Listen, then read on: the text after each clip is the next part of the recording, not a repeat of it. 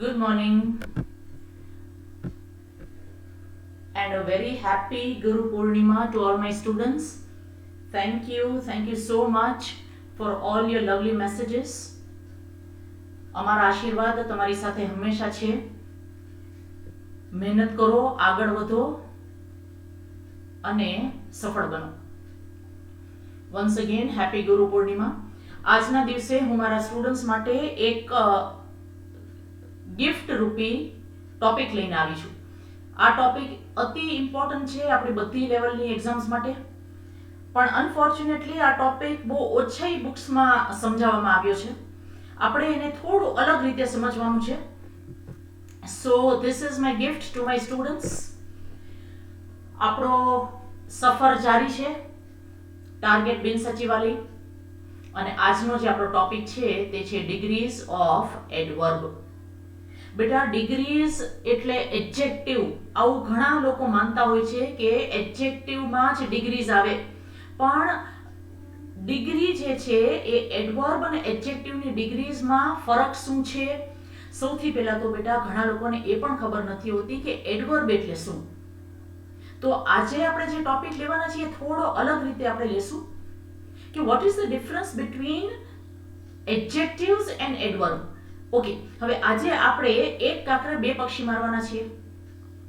Okay, એ એક કાકરે બે પક્ષી એટલે કયા બે પક્ષી છે? તો એક છે ગ્રામર અને બીજું છે વોકેબ્યુલરી.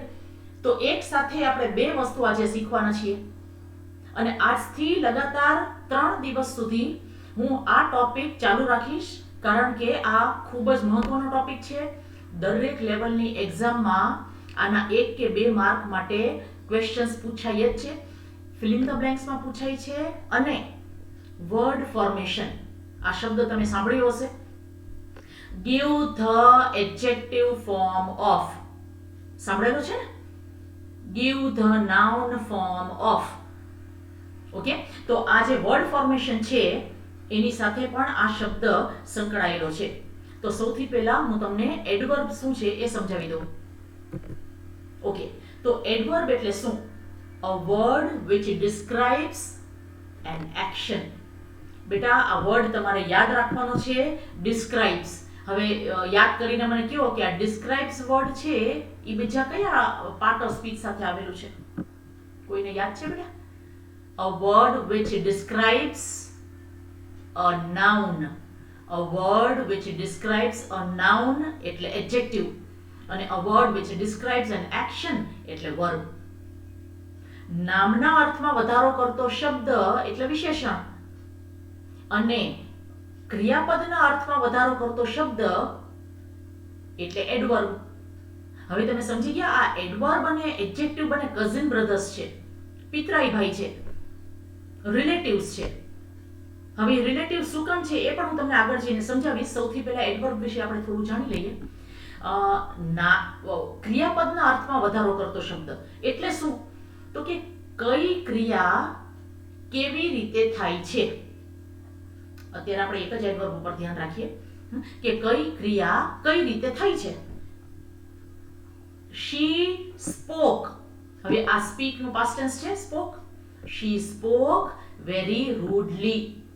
તો એ બોલી તો ખરા, પણ કેવી રીતે બોલી? ખૂબ તોછડાઈથી. તો એણે બોલવાનું કામ કઈ રીતે કર્યું છે? તોછડાઈથી. ઓકે, એ જ રીતે માધુરી ડાન્સીસ. કેવી રીતે ડાન્સ કરે છે? બ્યુટીફુલી. તો એ ડાન્સ તો કરે છે, પણ કેવી રીતે? તો એની ક્રિયાના અર્થમાં વધારો કર્યો. એ જ રીતે we all are fighting bravely. આપણે COVID-19 નો સામનો કેવી રીતે કરીએ છીએ?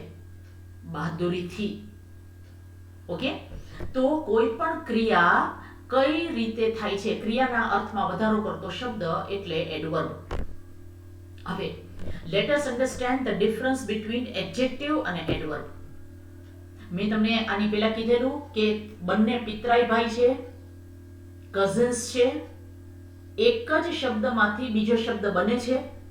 વિશેષણની બાજુમાં ly સી, મોટા ભાગના, બધા નહીં. આગળના લેક્ચર્સમાં હું તમને આનો પણ ડિફરન્સ સમજાવીશ. મોટા ભાગના વિશેષણની પાછળ તમે ly લગાવી દો તો તમને એડવર્બ મળે. Clear, clearly, mad, madly, brave, bravely, popular, popularly, intelligent, intelligently, aggressive, આક્રમક, એગ્રેસિવલી, આક્રમકતાથી, પ્રોપર, પ્રોપરલી, ડાયરેક્ટ, ડાયરેક્ટલી અને રોંગ, રોંગલી. આ તમને થોડાક એક્ઝામ્પલ્સ આપ્યા છે કે વિશેષણ અને એડવર્બમાં ફરક શું છે. વિશેષણના સાથે તમે ly યુઝ કરો તો ક્લેવરનું શું થશે બેટા? Cleverly, beautiful, beautifully, stupid, stupidly. Done. તો એડજેક્ટિવની બાજુમાં ly મૂકવાથી તે એડવર્બમાં ફેરવાઈ જશે. અપવાદ તો દરેક વસ્તુમાં હોય છે બેટા, આમાં પણ અપવાદ આવવાના જ છે, પણ એ આપણે આગળ જઈને સમજશું. અત્યારે આપણે ખાલી એટલું ક્લિયર કરવાનું છે, વિશેષણની બાજુમાં ly મૂકવાથી એડવર્બ મળે છે. ચલો આપણે જોઈએ બેટા, let us understand the difference. આપણે ડિફરન્સ સમજીએ એડજેક્ટિવ અને એડવર્બમાં. એડજેક્ટિવ અને એડવર્બ. હવે તમને યાદ હશે, આના પહેલાના વિડિયોઝ કોઈએ ના જોયા હોય તો જોઈ લેવાના. આપણે ડિગ્રીઝ ઓફ એડજેક્ટિવ કરેલી છે. એમ આઈ રાઈટ? કેટલી ડિગ્રીઝ છે? પોઝિટિવ ડિગ્રી, કમ્પેરેટિવ ડિગ્રી અને સુપરલેટિવ ડિગ્રી. પોઝિટિવ ડિગ્રીનો ઉપયોગ ક્યારે કરીએ? જ્યારે કોઈ એક નામની વાત થતી હોય. એ જ રીતે પોઝિટિવ ડિગ્રીનો ઉપયોગ એડવર્બમાં ક્યારે કરશું? જ્યારે કોઈ પણ એક જ નામની ક્રિયાની વાત થતી હોય. સે for example, she always gives correct answers. બેટા એ આન્સર્સ તો આપે છે. હવે આન્સર એટલે આપણું નાઉન થઈ ગયું બેટા, જવાબ. ઓકે, તો એ જવાબ તો આપે છે, પણ કેવા જવાબ આપે છે? સાચા. નાઉનની પહેલા લખાયેલો શબ્દ વિશેષણ. she always answers correctly. એ કઈ રીતે જવાબ આપે છે? એ જવાબ તો આપે છે. ટુ આન્સર એટલે જવાબ આપવો. એ જવાબ તો આપે છે, પણ કઈ રીતે જવાબ આપે છે? કરેક્ટલી. આ કરેક્ટ અને કરેક્ટલી નો ડિફરન્સ સમજાવો બેટા. તમે જુઓ, નાઉનની પહેલા લખાતો શબ્દ એટલે વિશેષણ અને ક્રિયાપદ પછી લખાતો શબ્દ એટલે ક્રિયા વિશેષણ. ઓકે, આનું તમારે પ્લેસમેન્ટ યાદ રાખવાનું છે. તમારે જોઈએ તો તમે ફોર્મ્યુલા લખી લો પ્લીઝ. ફોર્મ્યુલા લખી લો બેટા. Adjective plus noun. Adjective plus noun એટલે કે નાઉન ની પહેલા કયો શબ્દ લખાય? એડજેક્ટિવ. અને લખી લો બેટા વર્બ પ્લસ એડવર્બ. તો વર્બ ની બાજુમાં કયો શબ્દ લખાય? એડવર્બ. આ સમજાઈ ગયું બેટા? ઓકે, સો નાઉન ની પહેલા એડજેક્ટિવ અને વર્બ પ્લસ એડવર્બ. આ આપણી ફોર્મ્યુલા છે. આ ફોર્મ્યુલા તમને ક્યાં કામ આવશે? ફિલ ઇન ધ બ્લેન્ક્સમાં કામ આવશે. હજી આપણે પોઝિટિવ ડિગ્રી જોઈએ આ જ રૂલ સાથે. He is a polite boy. હવે આ બોય છે નાઉન છે. બોય છે શું છે? નાઉન. તો નાઉન ની પહેલા લખાય કયો શબ્દ લખાય બેટા? ly વાળો કે ly વિનાનો? તો કે ly વિનાનો. He is a polite boy. શું હું એમ કહી શકું he is a politely boy? નો, કારણ કે ly વાળા બધા કયા થશે? ક્રિયા વિશેષણ. અને ક્રિયા વિશેષણ ક્યાં લખાશે? ક્રિયાપદની બાજુમાં. હવે અહીં નીચે જુઓ, હી talks politely with everyone. Talks એટલે વાત કરવી, ક્રિયા છે, ક્રિયાપદ થયો ને ટોક્સ.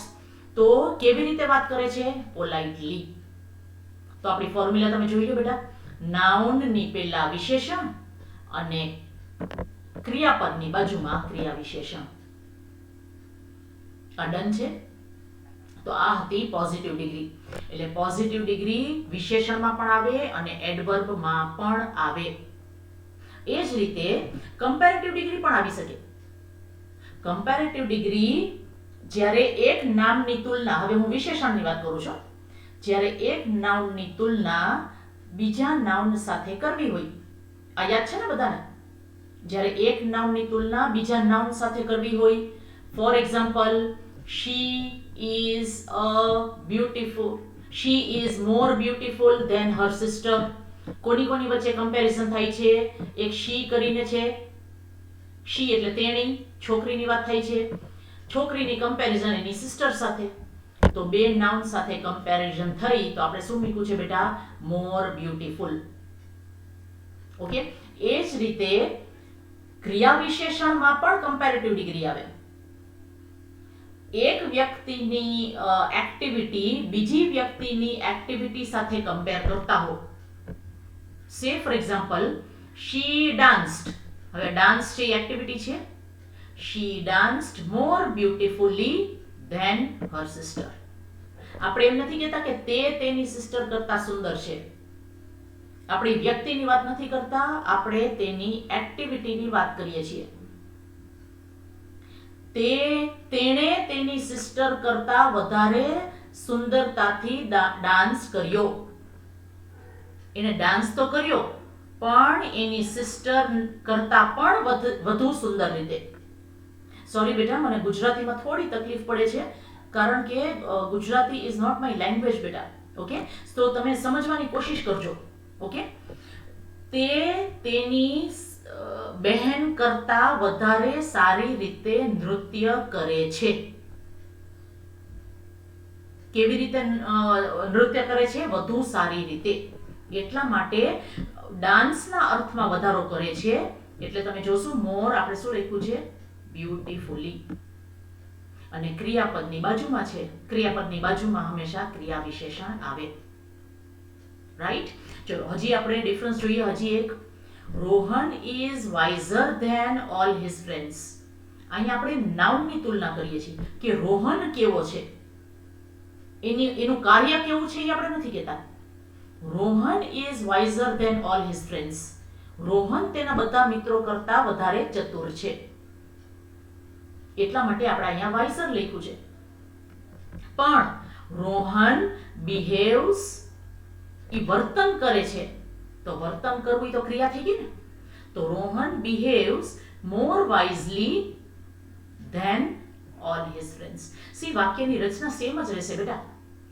ઓકે, મોર અને ધેન તો આવશે જ, જે રીતે એડવર્બમાં આવે છે. ઓકે, er અને ધેન આવે છે ને એડજેક્ટિવમાં. વિશેષણમાં પણ er અને ધેન આવે છે અથવા મોર અને ધેન આવે છે. એ જ રીતે એડવર્બમાં પણ મોર અને ધેન આવશે કમ્પેરેટિવ ડિગ્રીમાં. ડન? અત્યારે ખાલી બેટા આપણે બેઝ બાંધીએ છીએ. આ બેઝ ક્લિયર થઈ જાય એટલે હું નેક્સ્ટ લેક્ચરમાં તમને ડિગ્રીઝ ઓફ એડવર્બ થોડું ડિટેલમાં સમજાવીશ. અત્યારે આપણે ખાલી ડિફરન્સ સમજીએ છીએ કારણ કે ઘણા બધા લોકોને આ બંનેનો ડિફરન્સ નથી ખબર હોતી બેટા. અને શું કામ નથી ખબર હોતી? એમાં સ્ટુડન્ટ્સનો પણ વાંક નથી, કરાવવામાં નથી આવતું.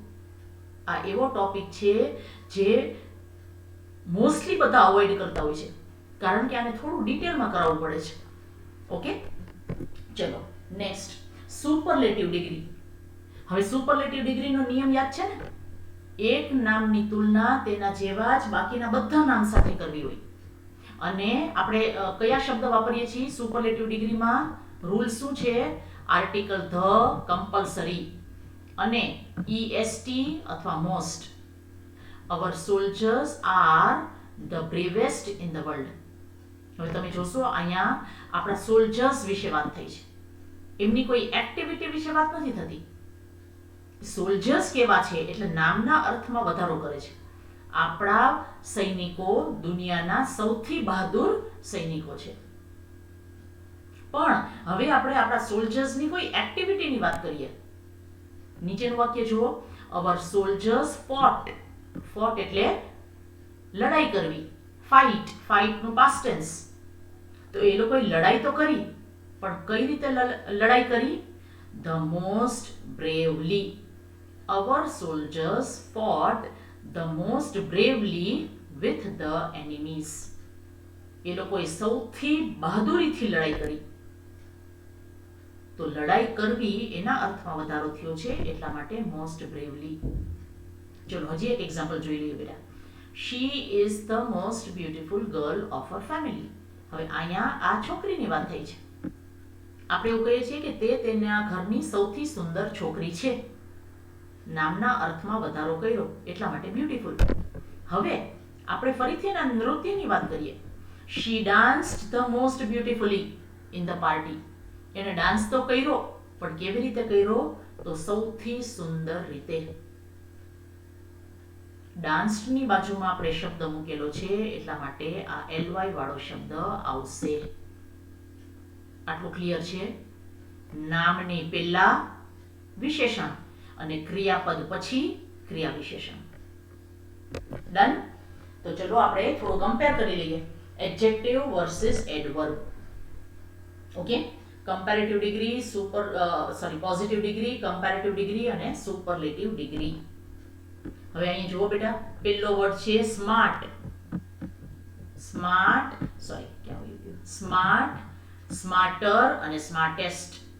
તો એ જ રીતે સ્માર્ટ માંથી આપણે ly લગાડીએ તો ક્રિયા વિશેષણ થઈ જાય. આ ly વાળા બધા છે, બધા ક્રિયા વિશેષણ. ઓકે, તો એની ડિગ્રી કેવી રીતે થશે? સ્માર્ટલી, મોર સ્માર્ટલી અને મોસ્ટ સ્માર્ટલી. એક વસ્તુ ખાસ યાદ રાખજો, સ્માર્ટ એનું સ્માર્ટલી, સ્માર્ટર એનું સ્માર્ટરલી નહીં આવે બેટા. સ્માર્ટરલી ડિગ્રી નહીં બદલવાની. સ્માર્ટલી માં આપણે થઈ જશે મોર સ્માર્ટલી અને મોસ્ટ સ્માર્ટલી. તો ચલો એક નિયમ લખી લ્યો. વિશેષણની ડિગ્રી બદલવા માટે er અથવા est નો ઉપયોગ થાય છે, જ્યારે એડવર્બની ડિગ્રી બદલવા માટે ફક્ત મોર અને મોસ્ટ નો જ ઉપયોગ થશે. વિશેષણની ડિગ્રી બદલવી હોય તો સામાન્ય વિશેષણ પાછળ er અને est લગાવવું પડે છે, રાઈટ? ખાલી લાંબા વિશેષણ હોય તો મોર અને મોસ્ટ લગાવવાનું, પણ નાના વિશેષણ હોય તો શું કરવાનું? er અથવા est લગાવવાનું. પણ એડવર્બમાં વિશેષણ નાનું હોય કે મોટું, મોર અને મોસ્ટ નો જ ઉપયોગ થશે. આટલું ક્લિયર છે બેટા? હવે આ જે નીચેનો જે વર્ડ છે જેને મેં બોલ્ડમાં લખ્યું છે, એ બોલ્ડમાં એટલા માટે લખ્યું છે કારણ કે તમારી એક્ઝામ માટે પણ એ બોલ્ડ રીતે જ પૂછાશે. આ નીચેનું વર્ડ જોયા બેટા? ગુડ, બેટર અને બેસ્ટ. સારું, વધારે સારું અને સૌથી સારું વિશેષણ છે.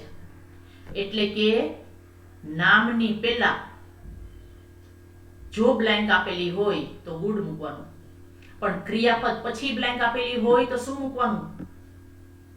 વેલ મૂકવાનું. વેલ નો અર્થ પણ સારું જ થાય છે, પણ ગુડ એટલે સારું અને વેલ એટલે સારી રીતે. તમે સારા વિદ્યાર્થી છો, you are a good student, પણ તમે સારી રીતે જવાબ આપો છો. You answer very well. Okay, good, better, best, well, better અને બેસ્ટ. એક એક્ઝામ્પલ જોઈ લઈએ બેટા. Reena is a very good girl. હવે અહીં તમે જોશો બેટા, ગર્લ નાઉન છે, એની પહેલા ગુડ. રીના ખૂબ સારી છોકરી છે.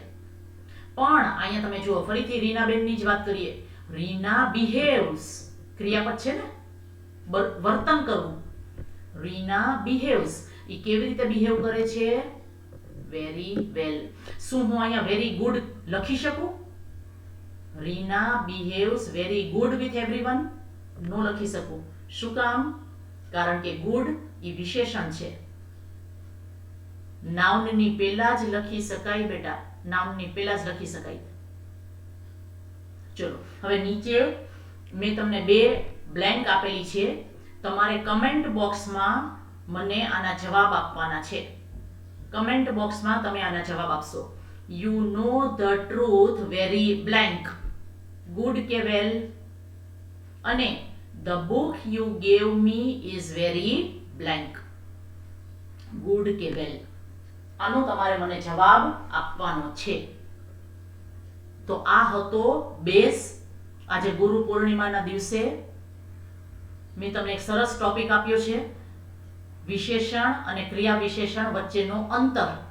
સૌથી પહેલા એનો અંતર સમજો અને પછી આપણે ડિગ્રીના રૂલ સમજશું. કારણ કે ડિગ્રીઝ એડજેક્ટિવમાં પણ આવે છે અને એડવર્બમાં પણ આવે છે.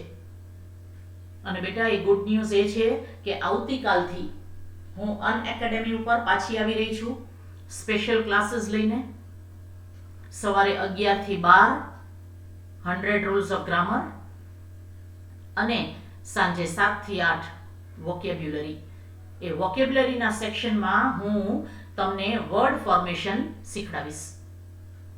ઇઝ ઇટ ઓકે બેટા? તો આ વર્ડ ફોર્મેશન હું આવતીકાલે સાંજે વોકેબ્યુલરીના પાઠમાં શીખડાવીશ.